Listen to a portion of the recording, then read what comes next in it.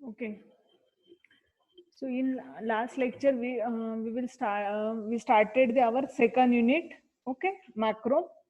Okay. So what is mean by macro? So macro, ये जो भी वर्ड है वो क्या है, एक निमोनिक है. सो मैक्रो का यूज क्या है? हम फंक्शन का यूज क्यों करते हैं प्रोग्राम में? एनीवन? फंक्शन का यूज प्रोग्राम में क्यों करते हैं? Hello, what is the use of function in any program? कुछ रिपीटेडली अगर टास्क है तो हम क्या करते हैं, वो टास्क को एक ही प्रोग्राम में डिफाइन करते हैं एंड उसको क्या करते हैं, बार बार क्या करते हैं, कॉल करते हैं. ओके. तो इस उसी वही थीम है, वही यूज है यहाँ पर मैक्रो का. ओके. सो एक 5 मिनट्स में लास्ट जो भी लेक्चर लिया था रिलेटेड टू मैक्रो वो पहले कवर करते हैं and then we will move to next topic. Okay. So last इसमें जो भी हमने पढ़ा था वो था मैक्रो की डेफिनेशन ली थी and then what is mean by macro ये किया था, देन पैरामीटर्स ये कंप्लीट किए थे. ठीक है. So what is meant by macro? Actually this is the extension of assembly language. So अभी हमने assembler किया, assembler में हमने टोटली क्या किया कि कन्वर्ट किया assembly language into the machine language, इतना कन्वर्ट किया. लेकिन और assembly language के अगर फीचर्स इंक्रीज करने हमें तो मैक्रो उसको सपोर्ट करता है. ठीक है. जैसे सी में हम प्रोग्राम करते हैं, हम हेलो या एडिशन वगैरह ऐसा कर सकते हैं, लेकिन अगर हम उसमें फंक्शंस ऐड करते तो उसके और फीचर्स या उसका यूज और अच्छी तरह होता है. Right. So same thing assembly language का, और अगर उसको एक्सटेंशन देना, एडवांस बनाना, तो we can use the macro. Okay. So macro instruction is a convenient for the program in terms of a notation. So macro is a single line abbreviation to use for a group of instruction. So एक single line से हम define करते हैं और group of instruction के लिए define कर सकते हैं. Okay. So next the microprocessor replace each macro call with the corresponding sequence of a statement. So ये जो भी macro हमने लिखा उसको प्रोसेसिंग करने के लिए we use the microprocessor. Okay. So for working of a microprocessor, first step is to recognize the macro definition, then save the macro definition, macro calls and expand the macro calls. So ये सब चीजें क्या है ये अभी हम आगे देखने वाले. So what is meant by macro definition? How to define macro? Okay.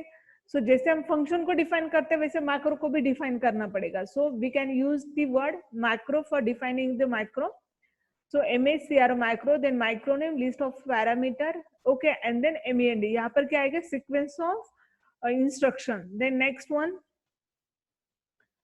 इसका एग्जांपल है मैक्रो ADS, ऐसे एग्जांपल लिया था, यहाँ पर पैरामीटर पास किए एंड MEND.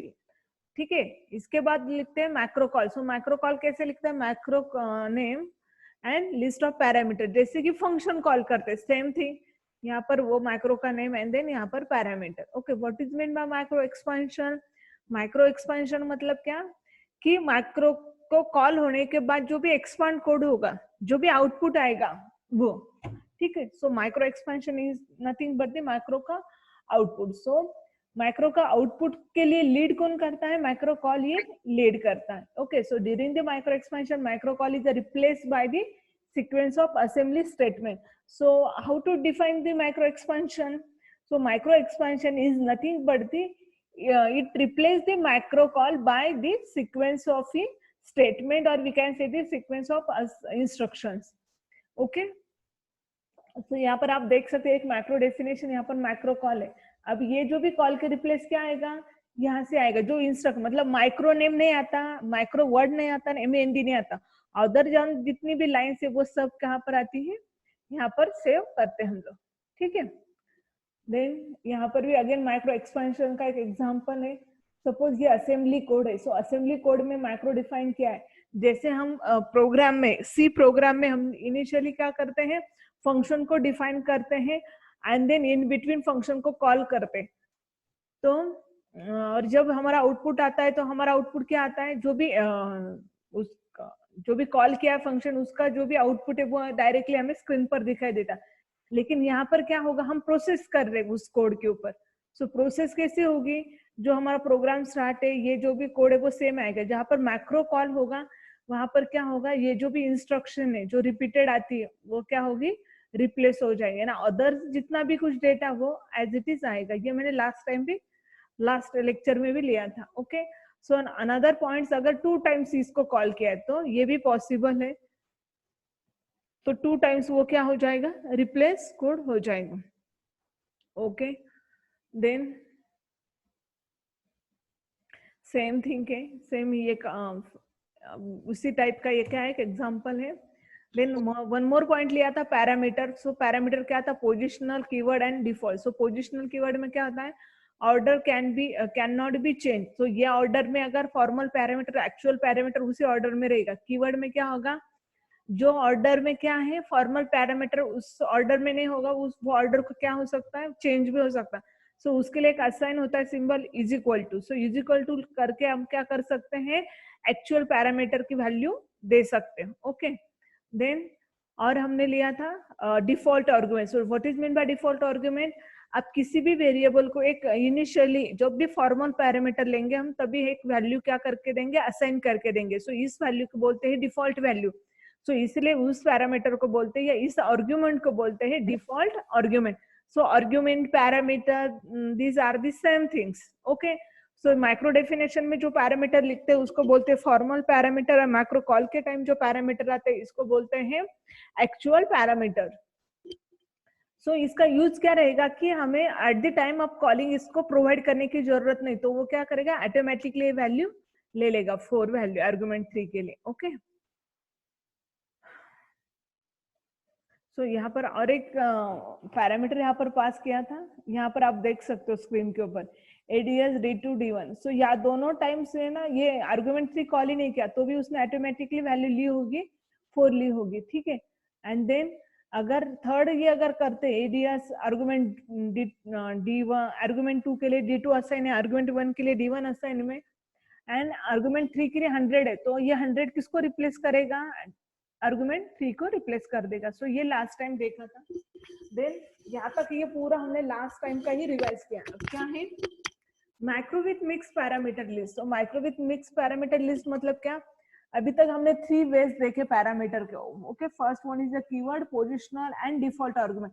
ये तीनों भी एक साथ हम क्या कर सकते, यूज कर सकते, लेकिन इसमें एक रूल ऐसा है कि इसमें जो भी कौन से पोजिशनल पैरामीटर है उसको पहले ही लिखना है, उसकी प्रायोरिटी पहले ही लिखनी है। ठीक है, सो यहाँ पर अगर आप देखते हो तो ये पोजिशनल पैरामीटर, ये कौन सा पैरामीटर है, डिफॉल्ट आर्गुमेंट है, और ये कौन सा है, कीवर्ड पैरामीटर है। ओके, सो ये हमने माइक्रो डिफाइन में किया है, लेकिन एट द टाइम आप माइक्रो पहले किसको लिखना पड़ेगा आपको, माइक्रो पोजिशनल पैरामीटर को ही पहले लिखना पड़ेगा। ठीक है, तो आप देख सकते हैं DI। सो ये हमेशा आर्गुमेंट 1 को आएगा, बाकी इनकी जो पोजीशन है आप चेंज कर सकते हैं। सो इस वजह से आप माइक्रो को मिक्स पैरामीटर के भी साथ क्या कर सकते हैं, यूज कर सकते हो। ओके, सो ये 2 माइक्रो कॉल है। So D1 argument 3 is equal to D3। So argument D3 is equal to क्या है, ये 3, मतलब यहाँ पर आर्गुमेंट 2 की वैल्यू ऑटोमेटिकली क्या ली जाएगी, 45। देन यहाँ पर अगर आप देखते हो DI आर्गुमेंट 3 क्या है, D6, और आर्गुमेंट 2 जो भी यहाँ पर 45, लेकिन यहाँ पर लिया 400। तो ये वैल्यू क्या हो गई, यहाँ पर रिप्लेस हुई। इस वजह से हम क्या कर सकते हैं, कॉल कर सकते हैं माइक्रो को। So one more important point जो भी है वो है difference between micro and subroutine. So subroutine is nothing but the functions. Okay, so ये डिफरेंस से आपको सब चीजें क्लियर हो जाएगी। So first difference is the every micro call is replace by its definition. So micro call के time क्या होता है, इसकी जो भी रिप्लेस कैसे होता है, होल इट्स डेफिनेशन में। वैसे हर सब रूटीन और फंक्शन में क्या होता है, it transfer the control to the first instruction of subroutine which is call. So यहाँ पर क्या होता है, ओनली कंट्रोल ट्रांसफर होता है। Okay, so after the expansion of a program length increase, so more memory is required। तो यहाँ पर क्या होता है, एक्सपेंशन में क्या होता है, मेमोरी क्या हो जाती है, इंक्रीज हो जाती है, प्रोग्राम की साइज क्या हो जाती है, इंक्रीज हो जाती है। सो यहाँ पर मोर मेमोरी रिक्वायर्ड। यहाँ पर क्या होता है, वैसे नहीं होता, यहाँ पर सिर्फ कंट्रोल क्या आता है, वहां से रिटर्न आता है। After processing the subroutine call the program size remain same, यहाँ पर प्रोग्राम साइज में कुछ भी चेंज नहीं होता. Then processing time is less as compared to subroutine processing because there is a no context switching during the microprocessing. तो यहाँ पर जो भी प्रोसेसिंग टाइम है वो क्या होता है, लेस लगता है, लेकिन यहाँ पर क्या processing time increase due to context switching. तो दिस इज डिफरेंट. तो ये डिफरेंस जिसको समझ में आएगा उसको मैक्रो एंड फंक्शन ये मतलब क्लियर है. सो इसको मैक्रो आगे समझने में कुछ भी प्रॉब्लम नहीं रहेगा. So any doubt? ये ये डिफरेंस में हम एक बार में बताऊं ना. हाँ यही कर रही हूँ मैं, प्रोग्रामिंग ले रहे. सो यहाँ पर सपोज कंसीडर करो, जस्ट अ मिनट.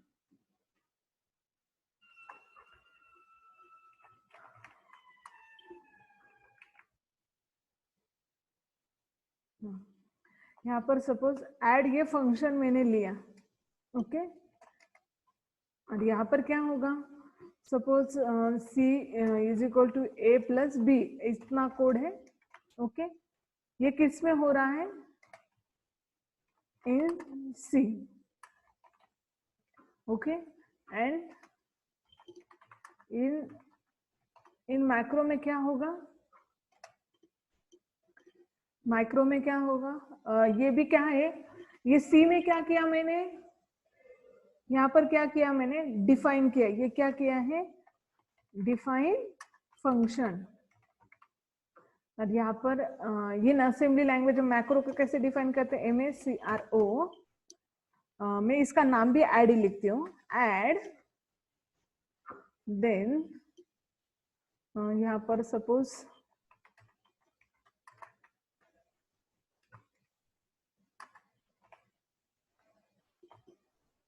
यहाँ पर भी ए लिखती हूँ, ओके.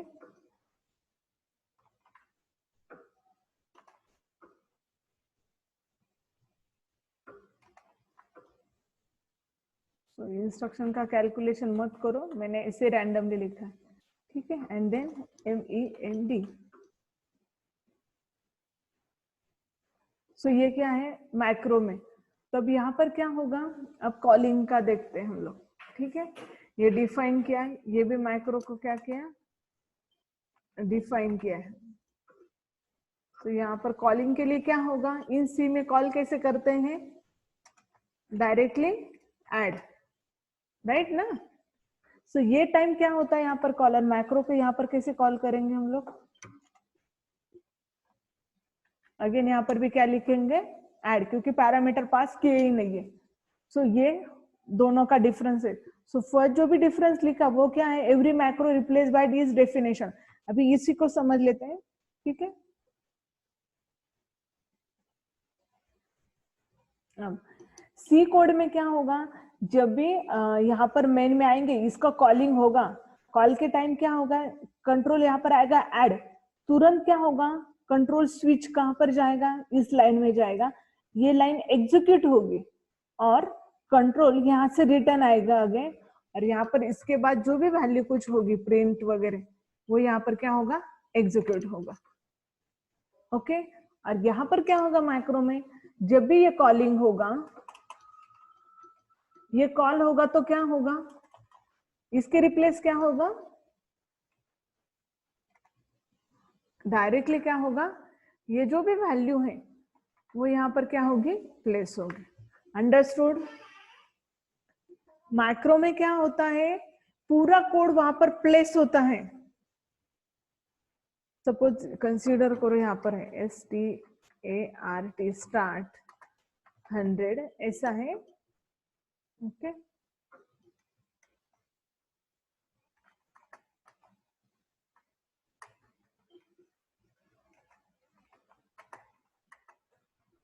ओके, इतना कोड है. तो यहाँ पर क्या होगा,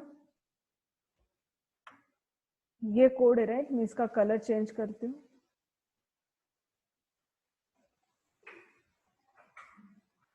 ये क्या है आपका मेन प्रोग्राम. तो इस कोड में क्या होगा, जब भी ये आएगा ऐड, तब क्या होगा, माइक्रो कॉल होगा. एंड देन ये प्रोग्राम कैसे बनेगा, एक्सपांडेड कोड कैसे बनेगा? एक्सपांडेड कोड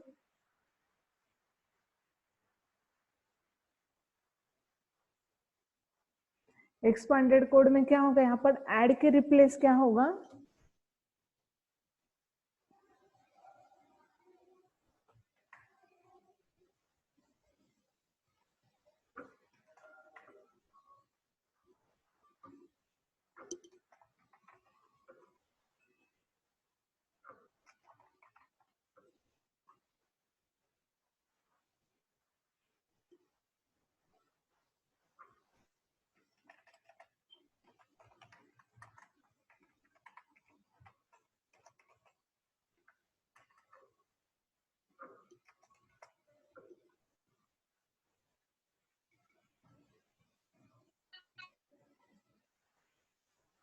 समझ में आया अभी मैंने क्या चेंजेस किए?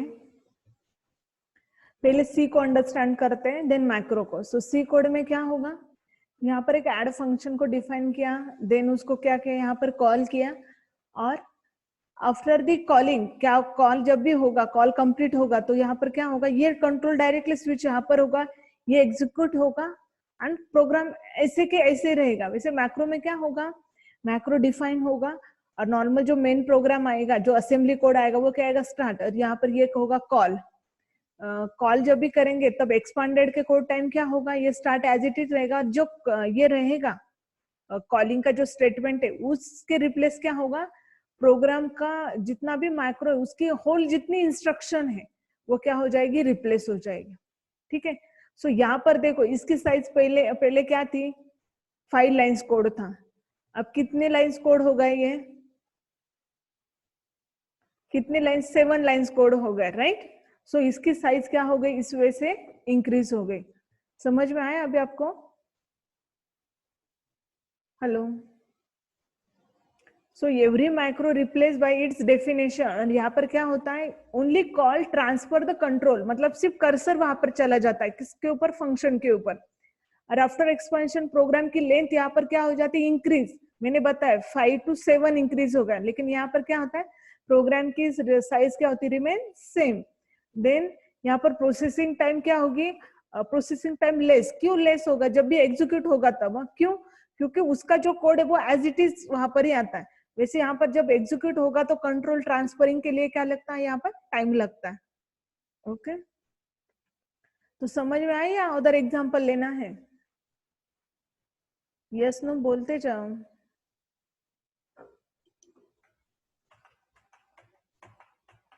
ओके, सो नेक्स्ट है micro call within a micro. So next है advance micro facilities.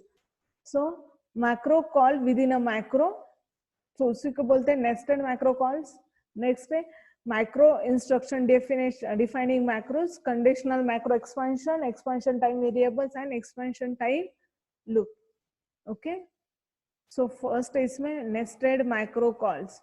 So micro definition of one micro may generate call to another micro is called as the nested macro call. So for example आप यहाँ पर देख सकते हो macro को create किया मैंने। यहाँ पर एड वन ये एक मैक्रो है, राइट। सेकंड मैक्रो क्रिएट किया यहाँ पर जिसका नाम है एडीएस एड। सो यहाँ पर अगेन पैरामीटर पास किया और इस मैक्रो के अंदर दूसरे मैक्रो को कॉल किया है। यहाँ पर AD1 ये तो प्रीवियस मैक्रो था ना, उसको क्या किया है? यहाँ पर कॉल किया है। Okay, so this is nested micro calls. Okay, call to macro. So one macro के अंदर, वन मैक्रो डेफिनेशन के अंदर दूसरे मैक्रो को क्या करना है? यहाँ पर कॉल करना है। सो इसको बोलते हैं नेस्टेड माइक्रो। ये समझ में है आपको डेफिनेशन? एक मिनट, ये समझ में आया कि आपको ये क्या कंसेप्ट है? Hello,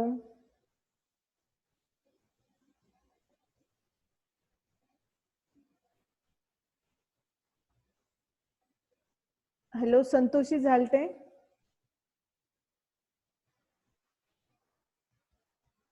Tejas Patil, Mayuri Khairnar, Aarti Sonawane, Chaitanya Kale.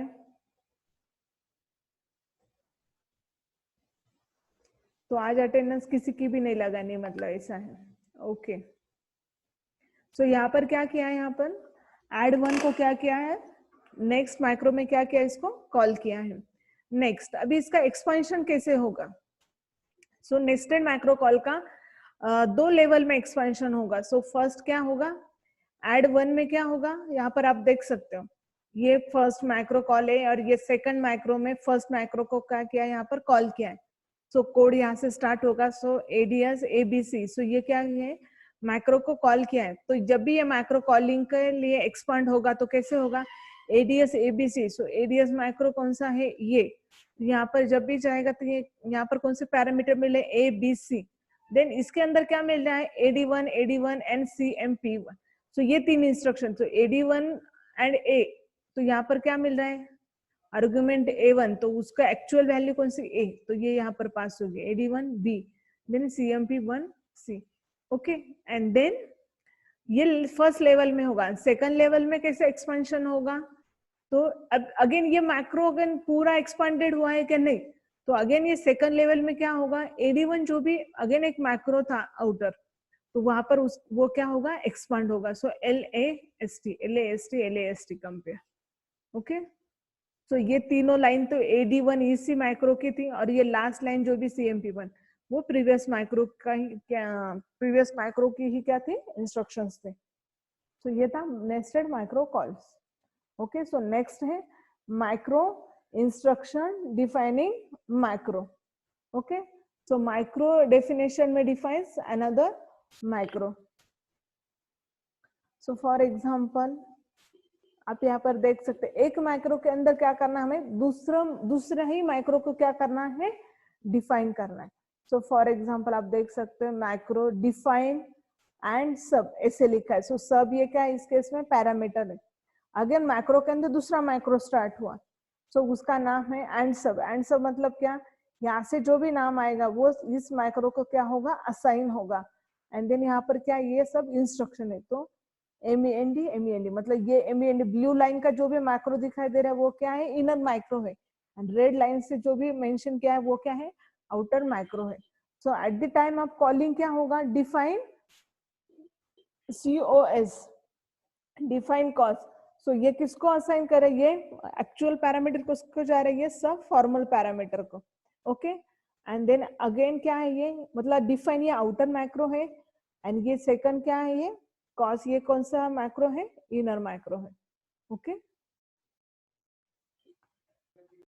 So at the time of expansion क्या होगा, ये एक्सपेंशन कैसे होगा इसका, सिंपल डायरेक्टली क्या पड़ जाएगा, यहाँ से जो इंस्ट्रक्शन है CNOP BLL BCL, लेकिन यहाँ पर माइक्रो का एंड सब मतलब क्या, COS। सो सब की जगह पर COS आएगा एंड Y की जगह पर क्या आएगा, AR। सो इस वे से क्या होगा, ये माइक्रो एक्सपेंशन होगा माइक्रो डेफिनेशन का। देन नेक्स्ट है conditional micro expansion. Conditional micro expansion मतलब जैसे सी में हम इफ लूप वगैरह यूज करते हैं ना, सेम थिंग। इफ का यूज क्या है वहां पर, कि हमें अगर कुछ कंडीशन से ही वो स्टेटमेंट को ये करना है, इम्प्लीमेंट करना है या उसकी वैल्यू प्रिंट करनी है। अगर कंडीशन सेटिस्फाई है तो ही हम क्या करेंगे, आगे जाएंगे, अदरवाइज वहीं पर स्टॉप हो जाएंगे। सेम थिंग यहाँ पर भी हम कंडीशन अप्लाई कर सकते हैं using the two statement AIF and AGO। then again AIF and AGO, these are the two mnemonics. okay, so ये किसमें यूज होता है, माइक्रो एक्सपेंशन में यूज होते हैं। तो कंसीडर एक एग्जांपल लूप 1 है। तो लूप 1 ये क्या है, लेबल है। सो यहाँ पर अगर देखते हैं A1 A2 मतलब ऐसे 1 2 3 ऐसे कुछ तो लूप हमें क्या करने, एक्सप्लेन करने। देन सेकंड लूप 2 में इतना ही डिस्प्ले होना चाहिए, लूप 3 में इतना ही आना चाहिए। सपोज इस टाइप का कुछ कोड है जिसमें मुझे इतना रिपीटेड टास्क चाहिए। माइक्रो का यूज किसके लिए होता है, कि हमें बार बार कुछ इंस्ट्रक्शन जो रिपीटेडली आ रहे हैं उसको एक ही बार अगर लिखना है तो we can use the micro.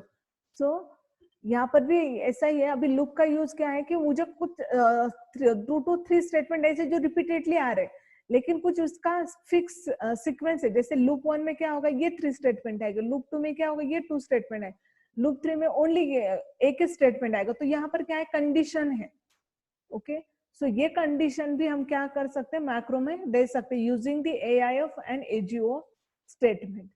Okay, so उसके लिए कोड आप देख सकते हो कंडीशनल माइक्रो एक्सपेंशन के लिए। सो यहाँ पर लिखना है मैक्रो, और यहाँ पर इस मैक्रो का नाम है वैरी, और %, एओ लिखा, मतलब ये क्या है, लेबल हुआ है इस केस में। ओके, और ये %, CNT %, A1 %, A2 %, A3, these are the parameter.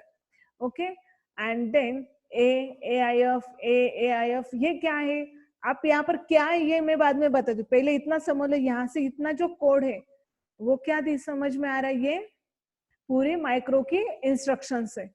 Okay, then ये क्या है, FINI, this is the again एक लेबल है। सो उस लेबल का क्या मीनिंग है वो मैं समझा देती हूँ, ठीक है। सो यहाँ पर क्या हुआ, again loop 1, loop 2, loop 3, these are the micro call है, ठीक है। देन यहाँ पर माइक्रो का नाम क्या लिखा है, very very very, and then loop 1, loop 2, loop 3, these are the label है यहाँ पर। ओके, अब कॉन्सेंट्रेट करते हैं, loop 1 very 1 3 A1 A2 A3, अगर ऐसा है तो ये कैसे कॉल होगा। तो अगर आप यहाँ पर वेरी यहाँ पर जाते, काउंट CNT की वैल्यू क्या है 3, देन A1 की वैल्यू क्या है A1, देन यहाँ पर A2 कैपिटल है, यहाँ पर ये स्मॉल वैल्यू का असाइन होगा, देन कैपिटल ये कहाँ पर असाइन होगा, स्मॉल A3 का। सो ये वैल्यू इस फंक्शन में पुट होगी, मैक्रो में पुट होगी, एंड देन इस वे से क्या होगा, ये एग्जीक्यूट होगा। मैं पेंट में उसका वर्किंग दिखा देती हूँ।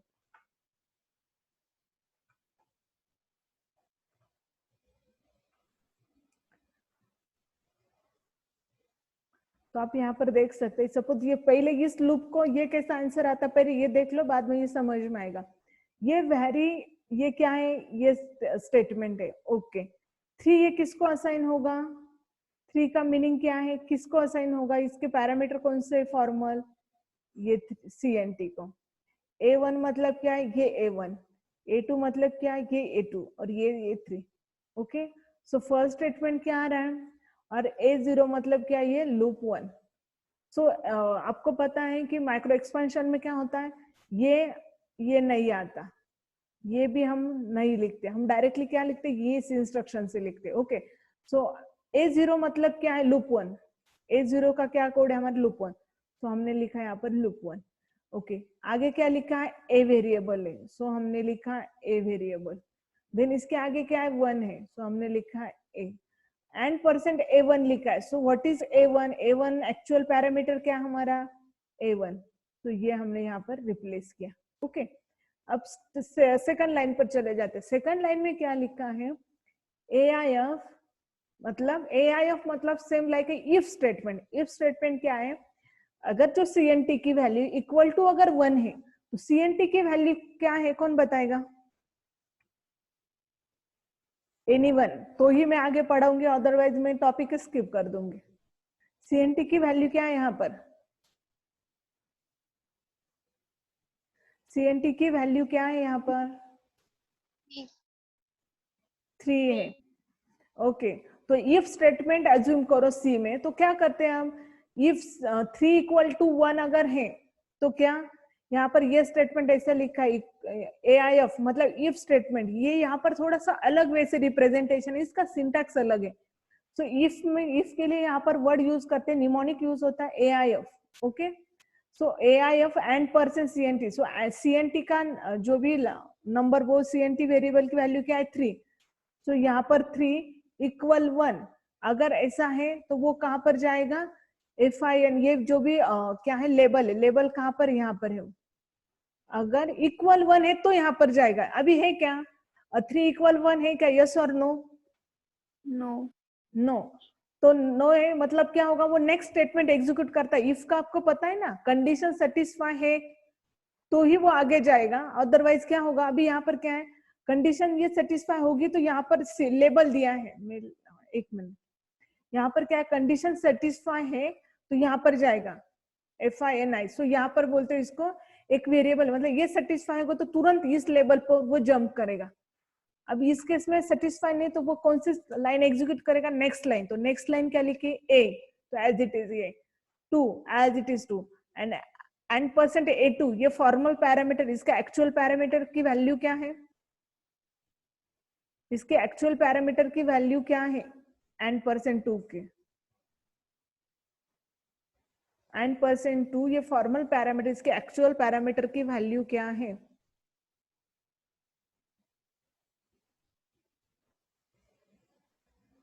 इसकी एक्चुअल A2 राइट। सो यहाँ पर क्या रिप्लेस होगा? A2। अब same thing again, if CNT equal to 2 अगर है तो अगेन वो FI ये स्टेटमेंट पर जाएगा। तो है क्या CNT इक्वल टू 2? नहीं है ना, नहीं है, तो यहाँ पर नहीं जाएगा। अगेन वो क्या होगा? थर्ड स्टेटमेंट पर जाएगा। तो वो क्या है? A, देन ये 3 और यहाँ पर क्या? n% 3। सो n% 3 मतलब ये फॉर्मल पैरामीटर, एक्चुअल पैरामीटर क्या हमारे? 3। ओके, यहाँ पर 3 प्लेस होगा और यहाँ पर डायरेक्टली MEND मतलब एंड हो रहा है स्टेटमेंट। तो ये लूप यहाँ पर कंप्लीट। सो ये जो भी कॉलिंग स्टेटमेंट, इसका एक्सपेंशन यहाँ तक आएगा। सॉरी ये नहीं है, नीचे वाला नहीं, सिर्फ यहाँ तक आएगा। ओके, अभी ये नेक्स्ट लूप 2 वैरी। अब यहाँ पर क्या लिखा? CNT की वैल्यू क्या है? 2। तो यहाँ पर वो कितना एग्जीक्यूट करेगा? यहाँ पर 2 है तो यहाँ पर तुरंत क्लोज हो जाएगा और वो क्या होगा? MEND तक आएगा। मतलब सिर्फ पहले 2 लाइन इस केस में एग्जीक्यूट होगी। अगेन वैरी 1 A1 अगर है तो एंड पर CNT इक्वल 1 होगा तो वो तुरंत क्या होगा? क्लोज कर देगा उस लूप को। ओके, एक आपके पेपर पर लगे तो ये लिखो प्रोग्राम एंड देन सॉल्व करने की कोशिश करो। ठीक है, आप एक बार देख लो इस प्रोग्राम को। कुछ प्रॉब्लम है तो बोलो, तब तक मैं अटेंडेंस शेयर करती हूँ। कुछ प्रॉब्लम है तो फिर से एक बार एक्सप्लेन करती हूँ, लेकिन आप खुद एक बार समझने की कोशिश करो।